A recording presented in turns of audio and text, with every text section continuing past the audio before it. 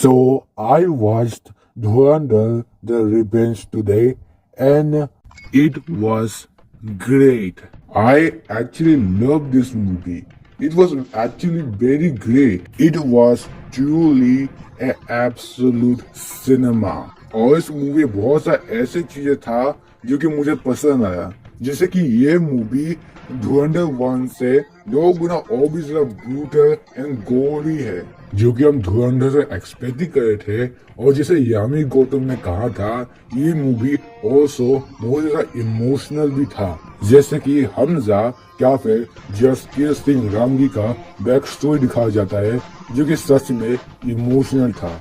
और इस मूवी में हमजा क्या जसकीर के साथ इतना सब कुछ होता है कि जब अरीना को ये पता चलता है कि हमजा एक इंडियन स्पाई है, जब उसे वो डायरी मिलता है, तो मैंने लिटरली ये बोल दिया कि man give Hamza a break man, just give him a break at this point। और यहाँ पे साथ ही साथ पीक एक्टिंग भी था, like for real peak acting. और मैं यही बोल रहा हूँ कि the acting is so peak that it feels real. और मेरे पास इसका प्रूफ भी है, जैसे कि तुम ये देखो।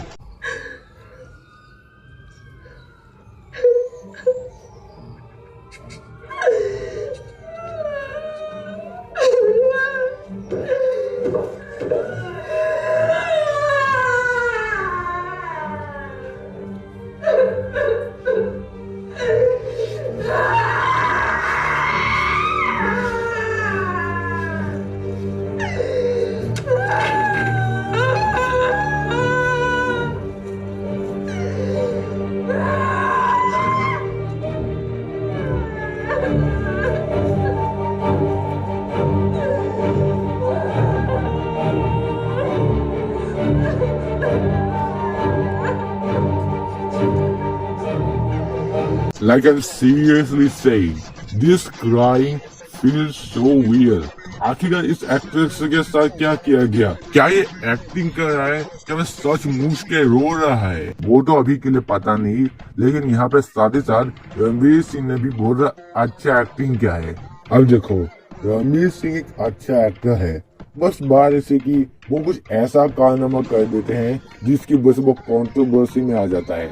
और अभी के लोग यही कह रहे हैं कि धुरंधर के वजह से रणवीर सिंह का करियर बच चुका है, but like let's be real, ये आदमी कुछ ना कुछ एक और कारनामा कर देगा जिसकी वजह से एक और कंट्रोवर्सी होगा और उसका करियर फिर से खतरे में आ जाएगा। लेकिन ये फिर से एक मूवी में काम करेगा और उसका अच्छा एक्टिंग की वजह से वो फिर से बच जाएगा। लेकिन फिर बाद वो फिर से कुछ ऐसा कारनामा करेगा, उसका controversy and this cycle goes on and on and on. अब क्योंकि इस मूवी में भी पाकिस्तान को एक विलेन दिखाया गया है इंस्टेड ऑफ हीरो, जिसकी वजह से जो कुछ ऐसा ट्रेडर्स है उसे बहुत ज्यादा मिर्ची लग गई है। बट लाइक एनीवे, ये मूवी जो है ये मुझे बहुत ज्यादा पसंद आया। और अगर मैं चाहता तो मैं इसके कोई रिव्यू वीडियो बना सकता था, बट इंस्टेड मैं इस मूवी का मेन विलेन की बात करूंगा, जो कि है major Iqbal and how he is pretty much disappointing. अब जैसे कि पार्ट 1 में रहमान डकैत वाज द मेन विलेन, यहाँ पे भी पार्ट 2 में the main villain is major Iqbal, जो कि पार्ट 1 में भी टीज हुआ था। And to be honest, part 1 का major Iqbal was better than part 2 major Iqbal. अब भले ही मेजर इकबाल पार्ट 1 का मेन विलेन नहीं था और भले ही उसके पास कम स्क्रीन टाइम था इन पार्ट 1, लेकिन फिर भी in part 1 major Iqbal was more terrifying than Rehman Dakait and he was even better than Rehman डकैत।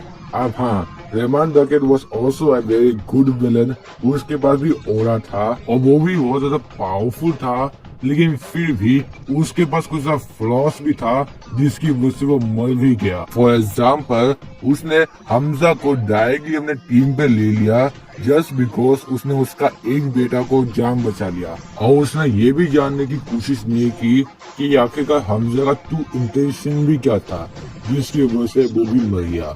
और जब एसपी चौधरी असलम वापस आता है तो वो बोलता है कि इस एसपी का कुछ करना पड़ेगा, लेकिन वो कुछ नहीं करता, जिसका उसका मौत का एक और कारण बन जाता है।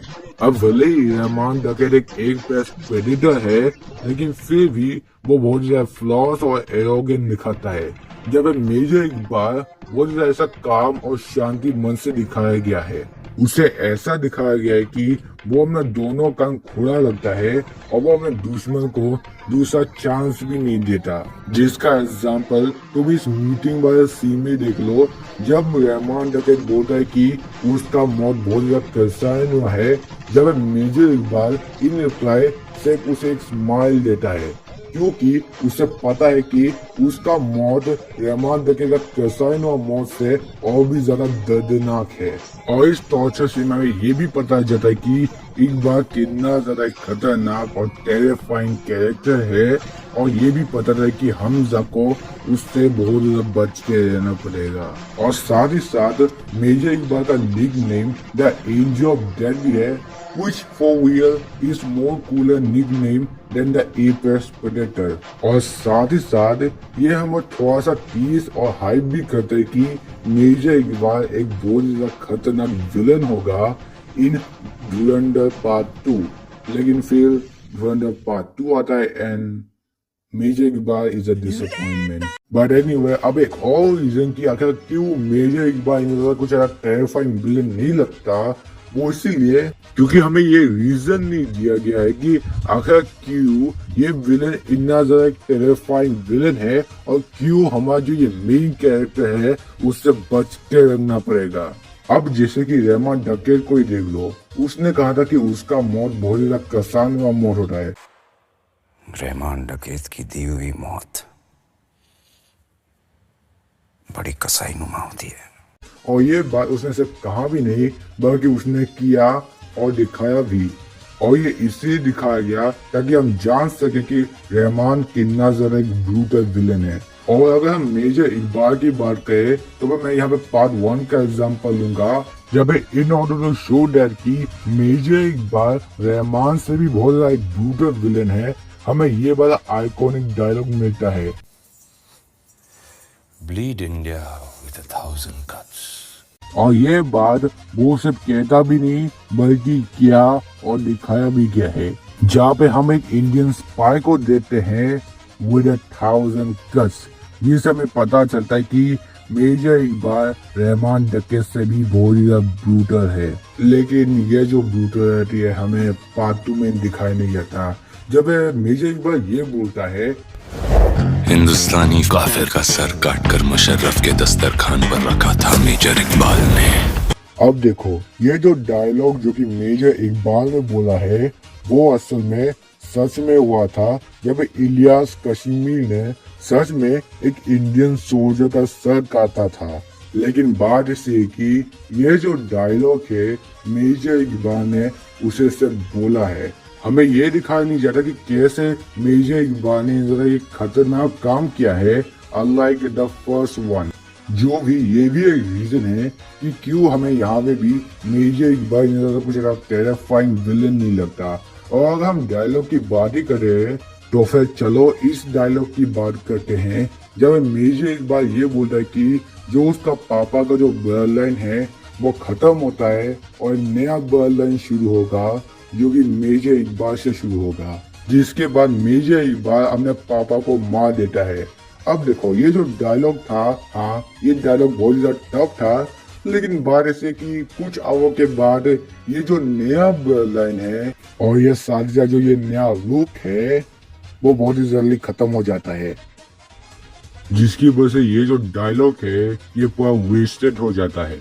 अब साथ ही साथ मेजर इकबाल का निकनेम की बात करते हैं जो कि है द एंजल ऑफ डेथ। अब जैसा कि मैंने कहा था, this nickname is more cooler and tougher than the apex predator. लेकिन बात ऐसे कि इसे निकनेम कूलर होने से नहीं होगा, बल्कि ये भी दिखाना होगा कि आखिरकार तुमने ऐसा क्या किया जिसकी वजह से तुम्हें ऐसा निकनेम मिला। अब देखो, इन रहमान डकैत केस जिसका निकनेम है एपेक्स प्रेडेटर, और द रीजन कि उसे इस नाम से बुलाया जाता है वो इसलिए क्योंकि जैसा कि मैंने कहा था, जब भी रहमान डकैत स्क्रीन पे होता है हमें ये दिखाया जाता है कि जितना भी लोग उसके आसपास होते हैं सभी लोग उससे बहुत ज्यादा डरते हैं और बहुत ज्यादा रिस्पेक्ट करते हैं। और उसे ऐसा दिखाया गया है कि जैसा जो ये दुनिया है वो उसके अराउंड ही चलता है। And he was just like a apex predator, इसी वजह से उसे इस नाम से बुला भी जाता है। ऑन द अदर हैंड अगर हम एंजल ऑफ डेथ को देखें यानी कि मेजर इकबाल को, तो वह इस मूवी में कहीं भी ऐसा सीन देखने को नहीं मिला है जब ये निकनेम जस्टिफाई हो। जस्ट बिकॉज इलियास कश्मीर का nickname the angel of death था, इसी वजह से यहाँ पे मेजर इकबाल का नाम है द एंजल ऑफ डेथ। लेकिन अगर तुम मुझसे पूछोगे देन आई थिंक उसका नाम होना चाहिए था द ग्रीन रिपर और द डेथ, क्योंकि ये कैरेक्टर मोस्टली डेथ से रिलेटेड है। और अगर तुम मुझसे पूछोगे then I think this is the best name, क्योंकि इन द इंटायर मूवी ये नाम कहीं पे भी जस्टिफाई नहीं होता। और साथ ही साथ जब क्लाइमेक्स शुरू होने को आता है तभी ये एंजल ऑफ डेथ का टाइटल आता है, जो कि बेसिकली हमसे ये कह रहा है कि ओ भाई ये क्लाइमेक्स तो बहुत ही ज्यादा खतरनाक होने वाला है। अजी घंटा। अब देखो मेरे पास ऐसा कुछ ऐसा रीजन है जिसकी वजह से मेजर इकबाल एक बहुत ज्यादा डिसअपॉइंटिंग विलन होता है। लेकिन उससे पहले मैं पता करना चाहता हूँ कि इस वीडियो में बहुत से ऐसे स्पॉयलर्स हो सकते हैं फॉर धुरंधर 2 द रिवेंज। तो फिर अगर तुमने मूवी नहीं देखा तो सबसे पहले उस मूवी को देख लो to avoid spoilers in this video. अब भले ही मैं ट्राई करूंगा कुछ ऐसा स्पॉइल ना करने को, लेकिन फिर भी इस वीडियो में स्पॉइलर हो सकते हैं। सो एनीवे अब सिर्फ वीडियो में आते हैं। तो वह सबसे पहला जो रीजन है लैक ऑफ स्क्रीन टाइम। मेरा मतलब हाँ यहाँ पे मेजर इकबाल का ज्यादा स्क्रीन टाइम है compare to the first part. लेकिन बात ऐसी है कि जब भी वो स्क्रीन पे होता है तो मुझे पता नहीं क्यों, लेकिन मुझे ऐसा फील नहीं होता कि ये कुछ ऐसा टेरिफाइंग विलन है। क्या फिर एक ऐसा इंसान जिसके पास पावर है, वैसा फील मेजर इकबाल के साथ नहीं हो रहा। एंड अनलाइक रहमान डकैत जब मुझे कुछ ऐसा फील होता है कि हाँ ये एक बहुत ज्यादा खतरनाक और टेरिफाइंग विलन है और बहुत ज्यादा मेनेसिंग और साथ ही साथ एक इंसान जिसके पास पावर है, ऐसा फील होता है। वैसा फीलिंग मेजर इकबाल के साथ नहीं होता। और यहाँ पे मैं बहुत बार मेजर इकबाल एंड रहमान डकैत का कंपैरिजन भी करूंगा। अब इसका भी एक कारण है कि आखिर क्यों रहमान डकैत ऐसा फील होता है कि वो एक बहुत ज्यादा टेरिफाइंग एंड पावरफुल विलन है, जब मेजर इकबाल में वैसा फीलिंग नहीं होता। और वैसा इसलिए है बिकॉज ऑफ द सराउंडिंग्स। जैसे कि आप रहमान डकैत को ही देख लो, द रीजन क्यों हमें रहमान इतना ज्यादा पावरफुल इंसान लगता है और क्यों उसके पास इतना ज्यादा ऑरा है, वो इसीलिए है क्योंकि जब भी रहमान डकैत स्क्रीन पे होता है तो हमें ये दिखाया जाता है कि ये बहुत ज्यादा एक रिस्पेक्टेड फिगर है और जो ये दुनिया है वो उसके अराउंड रिवॉल्व होता है और सभी लोग इससे बहुत ज्यादा डरते हैं। He was just like a apex predator. On the other hand, अगर मेजर इकबाल के ऊपर देखे तो फिर उसके साथ ऐसा कुछ भी नहीं होता जो कि रहमान डकैत के साथ हुआ था। और जब भी वो स्क्रीन पे होता है तो हमें सिर्फ यही दिखाया जाता है कि वो किसी से बात कर रहा होता है, वो किसी से ऑर्डर ले रहा होता है, क्या फिर वो हमजा से बेवकूफ बनता है, या फिर वो अपना बाप से गाली खाता है। वही सब कुछ हमें दिखाया गया है। और एक और रीजन जिसकी वजह से हमें मेजर इकबाल इतना पावरफुल नहीं लगता इज बिकॉज ऑफ बड़े साहब। हाँ, इस मूवी में हमें बड़े साहब रिवील हुआ है and is none other than spoiler warning Dawood the vibe, जो कि ऑल्सो ए डिसअपॉइंटमेंट था। मतलब क्या क्या एक्सपेक्टेशन और थ्योरी रखा था और ये भी सोचा था कि ये बहुत ज्यादा खतरनाक विलेन होगा, बट इंस्टेड ये कैंसर पेशेंट निकला। और ये भी एक रीजन है कि आखिर क्यों मेजर इकबाल इतना पावरलेस फील होता है, क्योंकि दाऊद मेजर इकबाल का बड़ा साफ है और जो भी दाऊद बोलता है मेजर इकबाल उसे चुपचाप सुन के कर देता है। और यहाँ पे एक क्रेजी बात ये कि इन दिस मूवी हमें ये पता जाता है कि रहमान डकैत ने बड़े साहब या फिर दाऊद का जो भाई है नूरा को उसे किडनैप किया था, उसे ये फोन भी किया था बड़े साहब को, जहाँ पे बड़े साहब पैनिक हुए और उसने रहमान डकैत से माफी भी मांगा गिर गिराते हुए हुए, लेकिन फिर भी रहमान डकैत ने नूरा को मार दिया। जिसका मतलब even after dead वो still have aura. And it also not helps that कि यहाँ पे बर्ड साहब का भी एक गंदा इमेज आ रहा है। वो जो क्लाइमैक्स था उस क्लाइमैक्स के लिए इस विलेन को इतना ज्यादा कुछ बिल्डअप नहीं दिया गया, जिसकी वजह से वो क्लाइमैक्स इतना ज्यादा कुछ खास निकले unlike Dhurandhar 1। And also for this movie हम यही एक्सपेक्ट कर रहे थे कि यहाँ पे मेजर इकबाल और हमजा के बीच एक चूहा बिल्ली का खेल होगा, जहाँ पे मेजर इकबाल हमजा के ऊपर शक करेगा और हमजा किसी तरह से बच के निकल जाएगा। लेकिन यहाँ पे ऐसा कुछ नहीं होता। ये दोनों इन द एंटायर मूवी भाई भाई होते हैं until द क्लाइमैक्स पार्ट। और इस मूवी में मेजर इकबाल हमजा से हमेशा बेवकूफ बनता है और साथ ही साथ मेजर इकबाल वो कैरेक्टर नहीं होता जो कि हमजा के ऊपर शक करता है, वो एसपी चौधम होता है जो कि हमजा के ऊपर शक करता है, जो कि लेटर ऑन बहुत इजीली मर भी जाता है। और साथ ही साथ वो मेजर इकबाल नहीं होता जो कि ये फाइंड आउट करता है कि हमजा एक इंडियन स्पाई है, वो ये कैरेक्टर फाइंड आउट करता है जिसका मुझे नाम भी नहीं पता। वो कैरेक्टर मेजर इकबाल को फोन करके बताता है कि हमजा एक इंडियन स्पाई है, जब मेजर इकबाल ऐसा लुक बनाता है कि ये रियलाइज करते हुए कि वो इतना देर तक ऐसे बेवकूफ बना हुआ था। और अगर मैं सच बोलूं तो भाई इस मूवी में Hamza was playing the game on easy mood. अब देखो मेरे पास और भी ऐसा चीजें था जो कि मैं मेजर इकबाल के बारे में बात कर सकता हूँ, लेकिन मैं बात नहीं कहूंगा क्योंकि ये वीडियो ऑलरेडी बहुत ज्यादा लंबा हो चुका है और मैं नहीं चाहता कि ये और भी ज्यादा लंबा हो। तो भाई इसीलिए ओवरऑल मैं यही कहूंगा कि मेजर इकबाल कोई ऐसा खराब विलन नहीं था, उसके पास भी कुछ ऐसा पोटेंशियल था जिसकी वजह से वो एक बेटर विलन बन सकता था, more better villain then Rehman Dakait. लेकिन ऑब्वियसली वो जो पोटेंशियल था वो वेस्टेड हो गया। जहाँ पे अगर मैं एक पोटेंशियल की बात करूँ तो वो था मेजर इकबाल का बेटी, जहाँ पे वो ये दिखा सकते थे कि आखिर मेजर इकबाल और उसके बेटी के साथ ऐसा क्या रिलेशनशिप है। And I am talking about the family type relationship. लेकिन सैडली जो उसका बेटी था वो सिर्फ एक ही सीन में आता है और बाकी मूवी में वो गायब हो जाता है, जस्ट लाइक रहमान डकैत वाइफ जो कि सिर्फ एक ही सीन में आता है और बाकी मूवी में गायब हो जाता है। जहाँ पे ऑल्सो रहमान डकैत का वाइफ का भी कुछ ऐसा पोटेंशियल भी था जो कि दिखाया नहीं गया। बट एनीवे मैं सिर्फ यही बोलूंगा कि मेजर इकबाल के पास कुछ ऐसा पोटेंशियल था जिसकी वजह से वो इंडियन सिनेमा में द ग्रेटेस्ट विलन बन सकता था। और साथ ही साथ जो उसका एक्टर था उसने भी बहुत ज्यादा अच्छा एक्टिंग किया था फॉर दिस कैरेक्टर, लेकिन सैडली ऐसा नहीं हुआ और वो सिर्फ एक सरफेस लेवल विलन बना। लेकिन फिर इसका मतलब क्या है? क्या मैं इस मूवी से हेट करता हूँ? Of course not. जैसा कि मैंने स्टार्टिंग में बोला था, मुझे ये मूवी बहुत ज्यादा अच्छा लगा and this is absolute cinema for me. बस जो उसका विलन था जिसकी मैं बहुत ज्यादा हाइप कर रहा था वही डिसअपॉइंटिंग निकला, but other than that the movie is still very great. और ये साथ ही साथ मेरा एक फेवरेट मूवी भी है। एंड हाँ गाइस, ये था हमारा आज का video. I hope you enjoyed today video.